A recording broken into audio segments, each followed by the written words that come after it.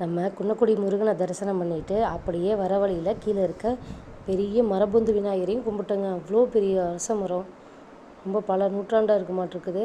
நல்லா இருந்துச்சு. அதையும் தரிசனம் பண்ணிக்கிட்டு அப்படியே வரும்போது வைரவர் கோயிலுக்கு போனோங்க. வைரவர் கோயிலில் அங்கே பார்த்தோம்னா ஒரு என்ட்ரன்ஸ்லேயே பெரிய போர்டு, அழகான கோபுரம். அப்புறம் முன்னாடி பூரா விளக்கு விற்றுட்ருந்தாங்க. உள்ளே போனோடனே ரைட் சைட் பார்த்தீங்கன்னா தெப்பக்குளம், கோயில் தெப்பக்குளம்.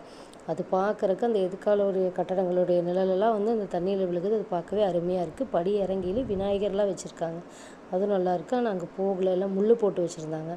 அதுக்கப்புறம் உள்ள பிரகார மண்டபம், எல்லோரும் இளைப்பாறிட்டுருக்காங்க தரிசனம் முடிச்சுட்டு வந்தவங்க. அதெல்லாம் தரிசனமாங்க சூப்பராக இருந்துச்சு.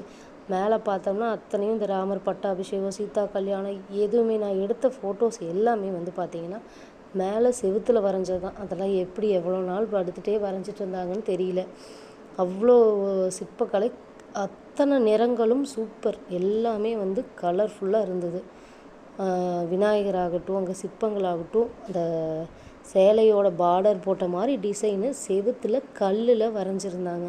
கல்லில் அந்த மாதிரி செதுக்கிறதெல்லாம் சாதாரண கிடையாதுங்க. அந்த குதிரை சிற்பமாகட்டும், எந்த சிற்பம் எடுத்தாலும் அதோடைய தனிச்சிறப்பு. எல்லாமே இந்த நடராஜ சிலையும் மேலே தான் இருந்தது. எல்லாமே அந்த கோலம் வடிவில் போட்டிருப்பாங்க இல்லைங்களா, அதுவும் மேலே தான் இருந்தது. எல்லாமே சூப்பராக இருந்தது. ஒவ்வொரு சிற்பமும் பார்க்க பார்க்க சூப்பராக இருந்தது. 3D டிசைன்லாம் போட்டிருந்தாங்க பிரகார மண்டபத்தில். சூப்பராக இருந்ததுங்க. நீங்களும் போய் பாருங்கள். தேங்க்யூ.